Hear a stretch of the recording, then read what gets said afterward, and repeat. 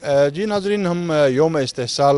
के हवाले से यकीनन मुल्क के अंदर भी मुल्क के बाहर भी जहाँ भी कश्मीरियों के हक़ में कश्मीरियों के लिए जो हमदर्दी रखते हैं मुख्तलिफ़ स्टेक होल्डर्स, मुख्तलिफ़ शोबाए ज़िंदगी से ताल्लुक़ रखने वाले, मुख्तलिफ़ इलाक़ों से मुख्तलिफ़ मुल्कों से ताल्लुक़ रखने वाले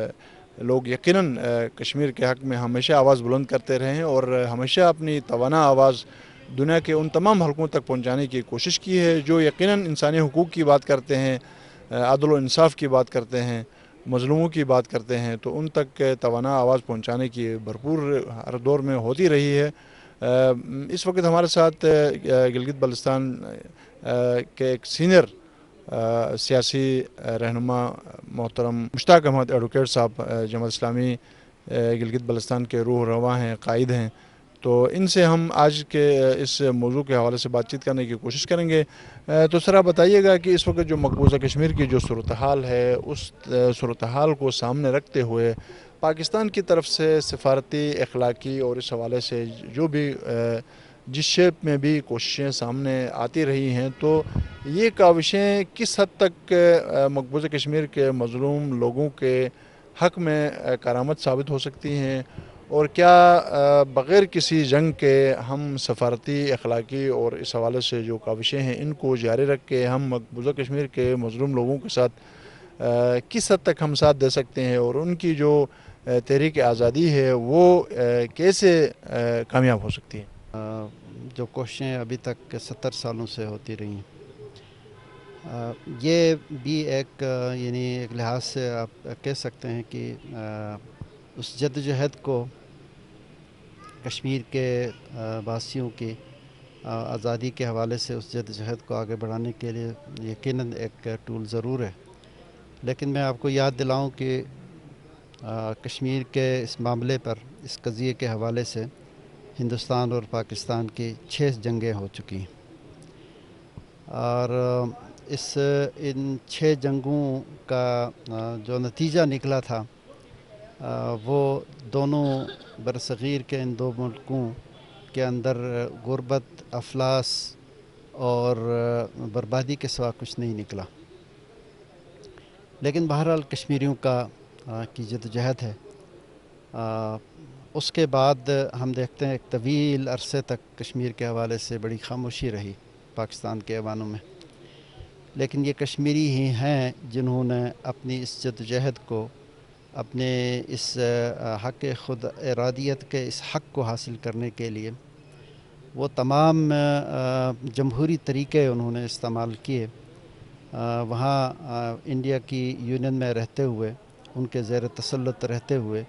वहाँ पर जो भी अवेलेबल जमहूरी रास्ता था उसको अपनाने की कोशिश की। मकबूजा कश्मीर के अंदर इंतखाबात में भी हिस्सा लेते रहे और बल्कि शेख अब्दुल्ला के ज़माने में जो एक यू टर्न शेख अब्दुल्ला ने लिया था,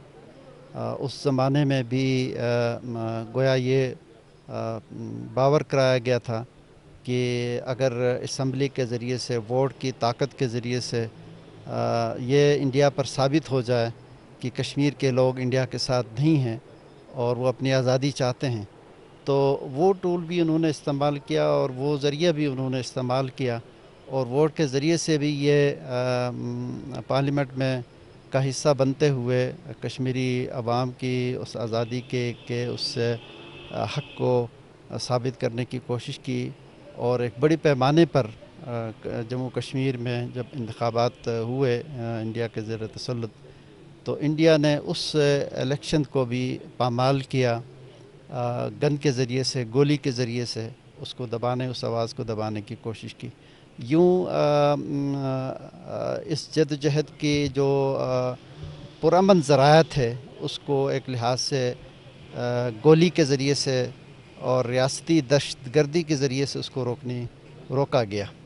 और कश्मीरियों ने हमेशा ये कहा है कि हमने हर वो ज़राया इस्तेमाल किया कि जिस ज़रिए से हमें हक़ खुद इरादत जो उन्होंने इंडिया और पाकिस्तान दोनों ने अक़वाम मुत्तहिदा के करारदादों के ज़रिए से दुनिया से ये वादा किया है और दोनों मुल्कों के अवाम से वादा किया कि हम कश्मीरियों को ये हक़ देंगे। लेकिन इस तवील अरसे में جو قراردادیں موجود ہیں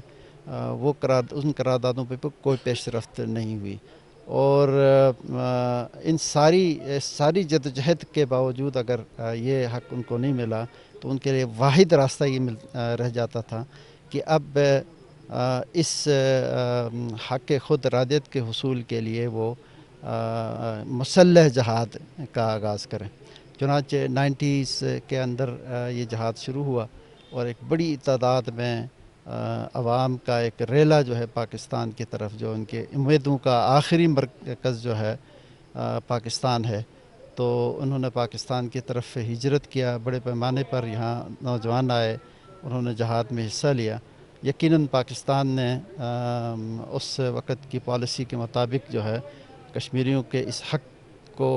روکا نہیں، بلکہ ان کی سفارتی اور ان کو فیسیلیٹیٹ کرنے کی کوشش کی جو لوٹے پٹے لوگ یہاں آئے۔ تو اس لحاظ سے یہ جدوجہد جو ہے ایک ہم پہلو ایک جدوجہد ہے۔ ہر طریقہ کو استعمال، جمہوری طریقہ کا استعمال کے بعد انہوں نے جہاد کا راستہ اختیار کیا، اور جہاد کا راستہ بلا آخر جو ہے پرویز مشرف کے دور میں ہم دیکھتے ہیں کہ وہ جا کر اینڈ کیا پاکستان نے، اور یہ کہا جی کہ ریاست کے ذریعے سے اگر جہاد ہو یا جنگ کا اعلان ہو تو ریاست کرے گی، تو انڈیویجول کو یہ اجازت نہیں دی جاتی۔ بہرحال یہ تاریخ کا حصہ ہے۔ تو اس کے بعد مجاہدین نے اپنے ہتھیار ڈھالے تو نہیں، لیکن وادی کے اندر سے جو انڈیجنس جو جدوجہد تھی وہ جاری ہے، وہ آج بھی جاری ہے، اور ہم دیکھتے ہیں کہ بارڈرز کلوز ہوئے، فینسنگ ہو گئی، یہ ساری چیزیں دونوں ملکوں کے ظاہر انڈرسٹینڈنگ سے ہوئی ہیں، اور وہاں پر جو مجاہدین اندر اپنے اس حق کو حاصل کرنے کے لیے جو جدوجہد کر رہے ہیں وہ جاری یہ ساری ہے۔ انہوں نے یعنی احتجاج کے ذریعے سے یعنی اتنے لاک ڈاؤن ہونے کے باوجود اور اس طرح کے اٹراسٹیز ہونے کے باوجود، قتل و عام ہونے کے باوجود، 9 لاکھ سے زیادہ کی افواج کے ذریعے سے اس جبر کے ایک نظام کے ہونے کے باوجود اپنی اس جدوجہد کو انہوں نے جاری ساری رکھا ہوا ہے۔ اچھا سر، آپ یہ بھی بتائیے گا کہ اس وقت مقبوضہ کشمیر کے اندر جتنے بھی مختلف سٹیک ہولڈرز ہیں ان کی زبان بندی ہوئی ہے، وہاں کا صحافی ہو، وہاں کا سیاستدان ہو، وہاں کا دانشور ہو، لوگ اپنے دل کی بات زبان تک نہیں لا سکتے ہیں، اور اس وقت جو اقوام متحدہ ہے اور اس حوالے سے جو انسانی حقوق سے ریلیٹڈ جو تنظیمیں ہیں وہ بھی پتہ نہیں ان کو کیا ہو گیا ہے، وہ کشمیر کے حوالے سے وہ بھی کچھ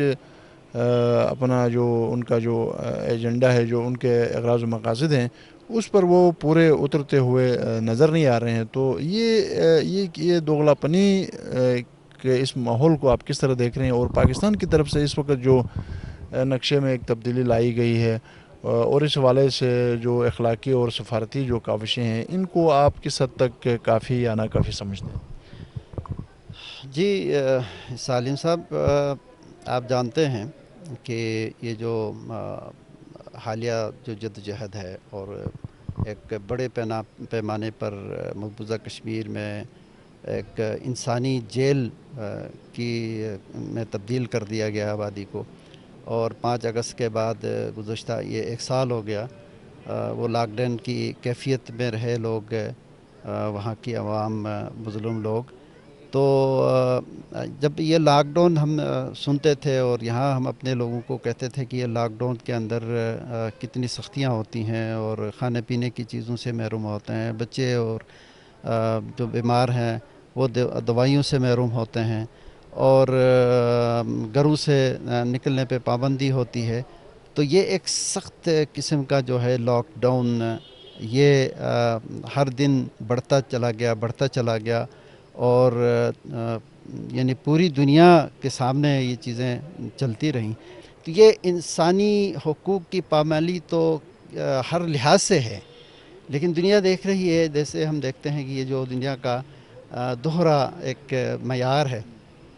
یہ خالصتاً جہاں بھی مسلمانوں کے خلاف اس طرح کی جارحیت ہوتی ہے، اس طرح کی ریاستی دہشت گردی ہوتی ہے، تو اس پر عالمی طاقتیں اور خاص طور سے جو انسانی حقوق کی تنظیمیں ہیں وہ خاموش ہیں۔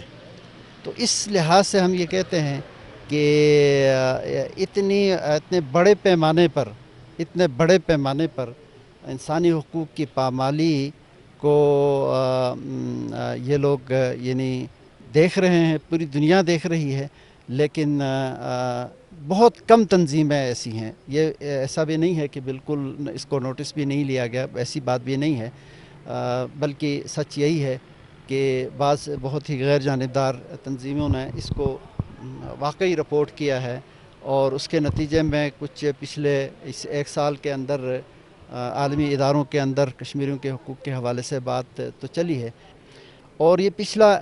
ایک سال جو گزرا ہے، یہ جو لاک ڈاؤن کی جو کیفیت ہوئی ہے، اور 5 اگست کو انڈیا نے یک طرفہ طور پر تمام معاہدوں کے ہونے کے باوجود، شملہ ایکارڈ موجود ہے، اس کے علاوہ اقوام متحدہ کی قراردادیں موجود ہیں، ایک ڈسپیوٹڈ ٹیریٹری ہے جس کا فیصلہ ہونا باقی ہے، اور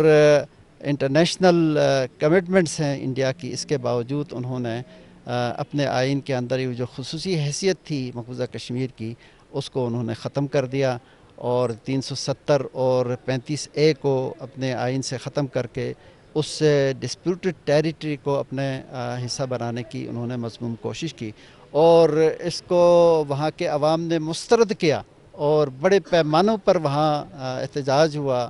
اور اس کو روکنے کے لیے انہوں نے لاک ڈاؤن اور لوگوں کو یعنی اپنے گھروں میں بند کر کے ان کو یعنی ہر طرح کی سہولت سے محروم کرتے ہوئے یہ صورتحال پورا ایک سال سے ہو رہی ہے. لیکن اس کے باوجود یہ جو ڈپلومیسی تھی، یہ میں سمجھتا ہوں، ذاتی طور سے میں یہ سمجھتا ہوں کہ یہ ایک ناکام ڈپلومیسی تھی. لیکن اب جو موو ہوا ہے، جو آپ نے سوال کیا ہے کہ ابھی جو نقشے کا ایک اجرا ہوا ہے، اس کے بعد کچھ تھوڑی بہت چائنا نے آ کر لداخ کے اندر انڈیا کو ناکوں چنے چبائے ہیں، اس کے نتیجے میں انڈیا پسپائی اختیار کرتے ہوئے اس اقدام کی وجہ سے پاکستان کو بھی حوصلہ ملا ہے. ایک سال مکمل ہونے کے بعد کشمیریوں کے اس حق کے حوالے سے اور وہاں ظلم و ستم کے حوالے سے آواز اٹھائی ہے، پوری قوم نے آواز اٹھائی ہے. اور ہم نے آپ کو، میں نے آج کی ریلی میں بھی بتایا تھا کہ کل ہی میں اسلام آباد میں ایک آل پارٹیز دینی جماعتیں، پاکستان کی ساری جماعتیں وہاں اکٹھی تھیں. تو ہماری یہ گلگت بلتستان کی نمائندگی میرے علاوہ ہمارے ایک اور دوست نے، MWM کے ایک ساتھی نے وہاں کی، اور ان پہ ہم نے خطاب کا موقع بھی دیا. تو بہرحال پوری سیاسی دینی جماعتوں نے، اپوزیشن کی جتنی جماعتیں تھیں، انہوں نے بالکل ببانگ دہل یہ کہا ہے کہ اب پاکستان کو ڈپلومیٹک اس سے اٹھ کر ایک عملی اقدام اٹھانا چاہیے، اور خاص طور سے پاکستان کی عوام اس بات کے لیے تیار ہے کہ کشمیر کی آزادی کے لیے جہاد کے علاوہ اور کوئی آپشن نہیں رہا ہے. کشمیر میں نہ صرف زبان بندی کی جا رہی ہے، بلکہ لوگوں کے حقوق غصب کیے جا رہے ہیں، لوگوں کا قتل عام کیا جا رہا ہے، خواتین کے عزتیں پامال کی جا رہی ہیں، بچوں کا قتل کیا جا رہا ہے، نوجوانوں کو معذور بنایا جا رہا ہے، ان کا جینا جو ہے وہ حرام کیا جا رہا ہے. تو میرے خیال میں کشمیر نے ترانوں سے اور نعروں سے یا 2 منٹ اور 3 منٹ کی خاموشی اختیار کرنے سے کشمیر نے آزاد نہیں ہونا، بلکہ اس کے لیے عملی جد و جہد کرنی پڑے گی. پاکستان کو بھی اور عالمی طاقتوں کو بھی اور عالمی میڈیا کو بھی اس حوالے سے کردار ادا کرنا چاہیے کہ وہ ایک ایسا راستہ اپنائیں اور ایسی ایک حکمت عملی اپنائیں، جارحانہ انداز اپنائیں جس طرح بھارت جارحانہ انداز اپنا رہا ہے. حالانکہ پاکستان اگر جارحانہ اگر اقدام اٹھانا چاہے، انداز اپنانا چاہے، تو ایٹمی پاور ہے پاکستان، کوئی چھوٹا ملک نہیں ہے، کوئی کمزور ملک نہیں ہے. اللہ رب العزت نے اس ملک کو بہت زیادہ طاقت دی ہے، شہرت دی ہے اور ہمت دی ہے، اور سب سے بڑی جو طاقت ہمارے پاس ہے، اللہ کی دی ہوئی جو طاقت ہے، دولت ہے، وہ کلمہ طیبہ لا الہ الا اللہ محمد الرسول اللہ کی طاقت ہے، جس کے بل بوتے پر ہم دنیا کے کسی بھی بڑی سی بڑی طاقت کا مقابلہ کرنے کی بھرپور صلاحیت بھی رکھتے ہیں. اور ہم یہ عقیدہ بھی رکھتے ہیں کہ اگر اس طاقت کے بل بوتے پر ہم اگر جد و جہد کریں، لڑنا شروع کر دیں، تو میں یہ سمجھتا ہوں کہ ہمیں ناکامی نہیں بلکہ کامیابی ہمارے قدم چومنے پر مجبور ہو جائے گی۔ جہاں تک آپ دیکھ رہے ہیں کہ گزشتہ 1 سال سے کشمیر کے عوام کو جس طرح بند کیا ہوا ہے، اپنے گھروں تک محدود کیا ہوا ہے، آپ اندازہ لگائیں یہ کورونا وائرس کے دوران ہمارے گلگت بلتستان میں، ملک میں، بلکہ پوری دنیا میں ہمیں کوارنٹائن رہنے کو کہا گیا۔ ہمیں اپنے پیاروں سے کچھ دن کے لیے، زیادہ سے زیادہ 4 دن، زیادہ سے زیادہ 7 دن کے لیے ہمیں تھوڑا سا ان سے دور رہنے کا کہا گیا، اور سماجی جو فاصلہ ہے وہ اختیار کرنے کو کہا گیا۔ آپ سوچیں کہ اس وقت ہماری صورتحال کیا تھی۔ ہمیں جارحانہ حکمت عملی اپنانی ہوگی، اور مل بیٹھ کر جو بیرونی طاقتیں ہیں ہماری، جو ہماری سپورٹ کرنے کے لیے تیار ہیں، خاص کر ہمارے جو اسلامی ممالک ہیں، ان کو مل بیٹھ کے سر جوڑ کے ایسی کوئی حکمت عملی اپنانی چاہیے تاکہ مسئلہ کشمیر حل ہو، اور کشمیر کے جو عوام ہیں ان کا مطالبہ جو خود ارادیت، اس کا جو ہے حل تلاش کیا جا سکے۔ اس صاحب ایک اور بات میں یہاں پہ شیئر کرنا لازمی سمجھتا ہوں۔ عالمی سطح پر اور پاکستان میں بھی بہت سارے ایسے ادارے ہیں جو انسانی حقوق کے علمبردار بنے ہوئے ہیں، اور عوامی حقوق اور انسانی حقوق کی تنظیمیں ہیں، اور حقوق کے تحفظ کے دعوے کرتے ہوئے وہ تھکتے نہیں ہیں۔ اور اسی طرح خواتین کے حقوق کے متعلق باتیں کی جا رہی ہیں، خواتین کی آزادی کی باتیں کی جا رہی ہیں، فورمز ہیں، باقاعدہ تنظیمیں ہیں، ادارے ہیں، باقاعدہ ان کے لیے فنڈنگ ہوتی ہے، بجٹ ان کے لیے مختص ہوتا ہے، لیکن اس طرح کی کوئی ایکٹیویٹی، اس طرح کا کوئی جذبہ، آزادی، خواتین کی آزادی کی جو باتیں کی جا رہی ہیں، وہ کشمیر کی خواتین کی آزادی کی بات کیوں نہیں ہو رہی؟ وہاں اس معاملے میں خاموشی کیوں اختیار کی جا رہی ہے؟ وہاں کے انسانی حقوق پر آواز کیوں نہیں اٹھائی جا رہی ہے؟ میڈیا آج چیخ رہا ہے خواتین کے حقوق کے متعلق، آزادی خواتین کے متعلق اور انسانی حقوق کے متعلق۔ عالمی میڈیا آج کشمیر میں جو مسلمان ماؤں بہنوں اور بچوں اور بزرگوں کے جو زبان بندی کی گئی ہے، جو ان کے حقوق پامال کیے جا رہے ہیں، ان کی عزت نفس سمیت ان کی عزتیں تار تار کی جا رہی ہیں، نہ ان کی عزت محفوظ ہے، نہ ان کی زندگی محفوظ ہے، نہ ان کی جان محفوظ ہے، نہ ان کی اولاد محفوظ ہے۔ تو اس حالت میں وہ تنظیمیں جو حقوق انسانیت کے لیے کام کر رہی ہیں وہ خاموش کیوں ہیں؟ یہ ایک بڑا سوالیہ نشان ہے، اور ان کے لیے فنڈنگ کرنے والے وہ ادارے کیوں خاموش ہیں؟ یہ بھی ایک بہت بڑا سوال ہے۔ اور اسی طرح میں یہ بھی بات ضروری سمجھتا ہوں کہ جو بڑا جو عالمی ادارہ ہے، جو تنظیم ہے، وہ خاموش کیوں ہیں؟ اس پر جو ہیں وہ سوالات اٹھ رہے ہیں، اور وہ ایک مذاق بن گیا ہے۔ اقوام متحدہ جو ہے وہ مذاق بن گیا ہے۔ اقوام متحدہ پر لوگوں کا اعتماد ختم ہوتا جا رہا ہے۔ کشمیر کے حوالے سے اگر کوئی بات ہوتی ہے، ان کے حقوق کے حوالے سے کوئی بات ہوتی ہے، وہاں کی آزادی کے حوالے سے بات ہوتی ہے، تو اقوام متحدہ خاموش نظر آتا ہے۔ پاکستان میں کوئی چھوٹا سا ایشو پیدا ہو جاتا ہے تو اقوام متحدہ حرکت میں آ جاتا ہے۔ اس معاملے میں، کشمیر کے معاملے میں یہ ادارے خاموش ہیں، جس کی وجہ سے کشمیری جو عوام ہیں ان میں بھی مزید مایوسی پائی جا رہی ہے۔ اور میں سلام پیش کرتا ہوں کشمیر کے عوام کو، ان ماؤں کو، ان بہنوں کو، ان کی جد و جہد آزادی کو، ان کے جد و جہد حریت کو، کہ وہ 70 سال گزرنے کے باوجود مظالم کو برداشت کرتے جا رہے ہیں اور اپنے مشن سے ابھی تک نہیں ہٹے۔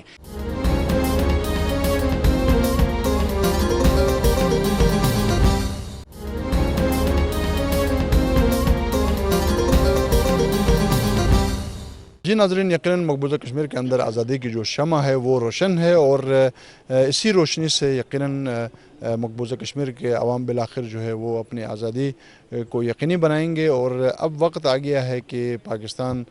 جو ہے وہ کھل کے مقبوضہ کشمیر کے جو مظلوم لوگ ہیں ان کے حق میں جس طرح کی بھی کاوشیں درکار ہیں ان کو بروکار لانے کی کوشش کرے، اور عالمی ضمیر اگر اس حوالے سے یقیناً جھنجھوڑنے کے باوجود بھی اگر وہ ہل جل نظر نہیں آ رہی ہے تو پاکستان اپنے حصے کا جو کردار ہے وہ ادا کرے، اور یقیناً پاکستان کا حصے کا جو کردار ہے وہ کسی اور نے ادا نہیں کرنا ہے۔ اور یقیناً مقبوضہ کشمیر کے اندر وہاں کے مائیں بہنیں بزرگ بچے میل فیمیل اور تمام سٹیک ہولڈر جو ہے وہ انڈیا کے ظلم و جبر سے وہ بیزار آ چکے ہیں، وہ تنگ آ چکے ہیں، اور اس وقت انڈیا کا ظلم اور جبر اس قدر جو ہے صورتحال ایسی ہے کہ تمام جو سٹیک ہولڈرز ہیں وہ اس دہشت کی وجہ سے وہ خاموش ہیں، اور وہ عالمی طاقتوں کی طرف دیکھ رہے ہیں، وہ انسانی حقوق کے جو علمبردار ہیں ان کی طرف دیکھ رہے ہیں اور بالخصوص وہ پاکستان کی طرف دیکھ رہے ہیں۔ تو ناظرین، اس وقت ہمارا ساتھ گلگت بلتستان جماعت علماء اسلام کے سینئر رہنما امیر گلگت بلتستان JUI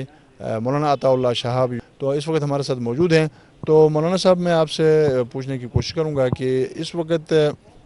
مقبوضہ کشمیر کی جو صورتحال ہے وہ کسی سے پوشیدہ نہیں ہے، اور وہاں کے لوگ جو ہے اپنے آزادی کے لیے پاکستان کے ساتھ الحاق کے لیے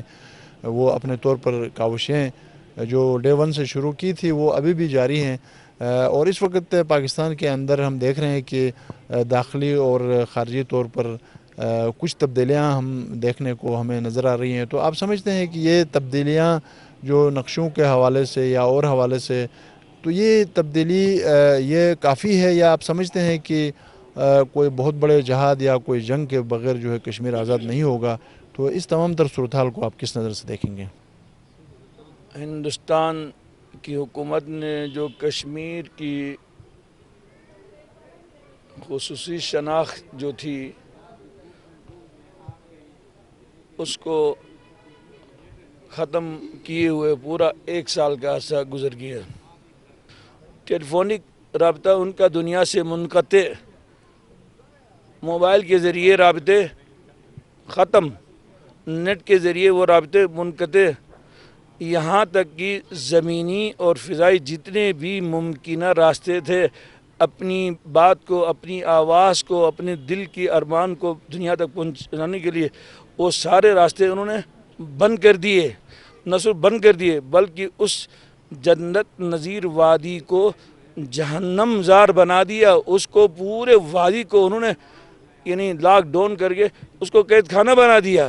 اور اوپر سے دعویٰ ہے انڈیا کا ہم دنیا کی جمہوریت کے حوالے سے پہلے نمبر کی جمہوریت پسند ملک ہے، دنیا کا سب سے بڑا جمہوری ملک سمجھتے ہیں اپنے آپ کو۔ تو ان کے جمہوریت کے لبادے میں جو ان کا مکروہ چہرہ کشمیر کے پس منظر میں دنیا نے دیکھا، وہ سامنے آیا